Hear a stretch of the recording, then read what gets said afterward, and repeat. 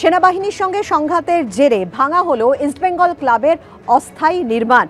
যেমনটা জানা যাচ্ছে সেনাবাহিনী সূত্রে যে তারা কিছুদিন আগে দেখতে পান যে ইস্টবেঙ্গল ক্লাবে একটি অস্থায়ী নির্মাণ হচ্ছে এবং সেই নির্মাণ স্থগিত রাখার নির্দেশ দেওয়া হয়। তবে তারপরও কাজ চলছিল আর এরপরই 1 এপ্রিল সেনাবাহিনীর তরফে নির্মাণ ভেঙে দেওয়া হয়। তাদের প্রশ্ন, অনুমতি ছাড়া কেন তাদের জমিতে নির্মাণের কাজ হচ্ছিল?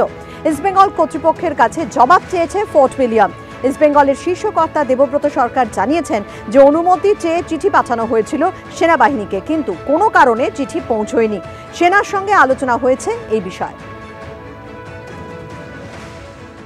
ইস্টবেঙ্গল ক্লাব এবং সেনাবাহিনীর মধ্যে সংঘাত, যে সংঘাতের জেরে ইস্টবেঙ্গল ক্লাবের ক্যাফেটেরিয়ার পেছন দিকে একটি শৌচালয় ছিল, সেই শৌচালয় জরাজীর্ণ অবস্থায় ছিল। ইস্টবেঙ্গল কর্তারা সিদ্ধান্ত নেন যে এই শৌচালয় তারা সংস্কার করবেন।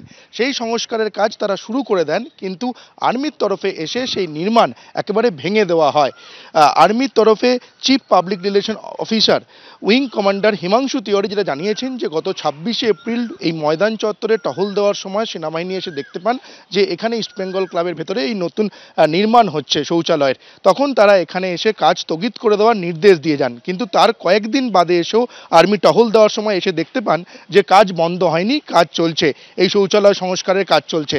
তারপরই আর্মির তরফে এই যে নির্মাণ তা একেবারে ভেঙে দেওয়া হয়। কিন্তু ইস্টবেঙ্গল ক্লাবের তরফে দেবব্রত সরকার যেমনটা জানাচ্ছেন, তিনি বলছেন যে এই কাজ করার জন্য আর্মিকে অনুমতি নেওয়ার জন্য চিঠি দেওয়া হয়েছিল, কিন্তু কোনো কারণে চিঠি পৌঁছায়নি অথবা ভুল বোঝাবুঝি তৈরি হয়েছিল।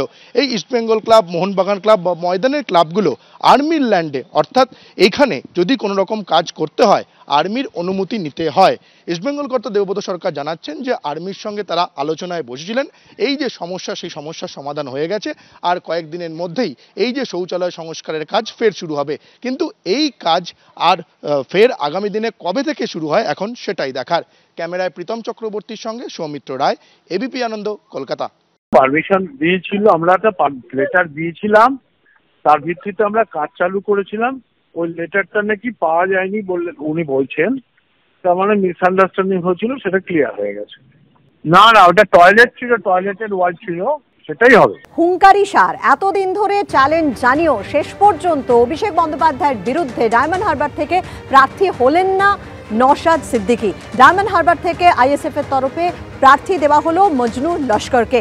শুধু ডায়মন্ড হারবারই নয়, ডায়মন্ড হারবার সহ আরও 6টি জায়গায় প্রার্থী দেওয়া হয়েছে লোকসভা কেন্দ্রের। সে জায়গাগুলো হলো যাদবপুর থেকে আইএসএফ এর প্রার্থী নূর আলম খান, বালুরঘাট থেকে আইএসএফ এর প্রার্থী মোজাম্মেল হক, ব্যারাকপুর থেকে জামির হোসেন, বসিরহাট থেকে আইএসএফ প্রার্থী আক্তার আলী বিশ্বাস এবং এছাড়া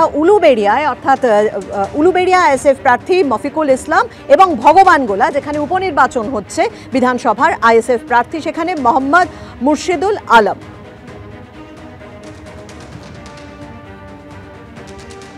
বিশিষ্ট আইনজীবী অ্যাডভোকেট নূর আলম খান যাদবপুর লোকসভা কেন্দ্র থেকে প্রতিদ্বন্দ্বিতা করবেন আইএসএফ প্রার্থী হিসাবে।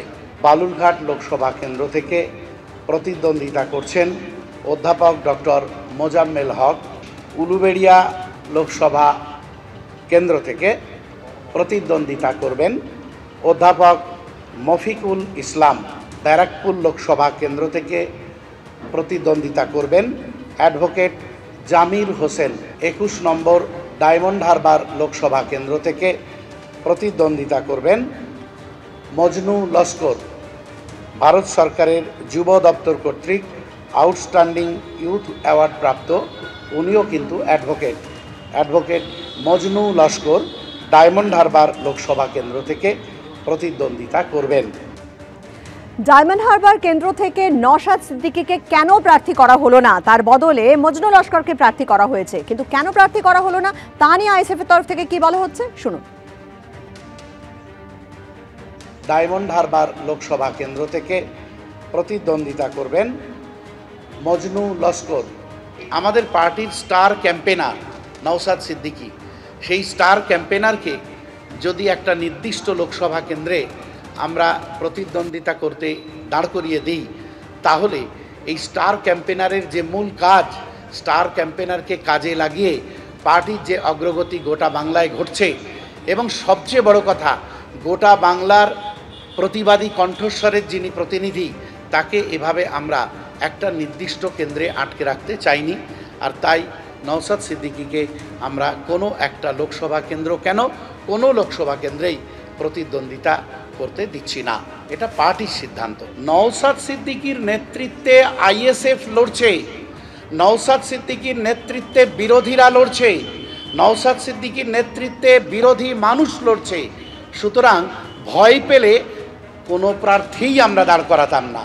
নওশাদ সিদ্দিকী গোটা যুদ্ধে নেতা, সুতরাং নওশাদ সিদ্দিকী ভয় পায়নি, নওশাদ সিদ্দিকী ভয় পাবে না।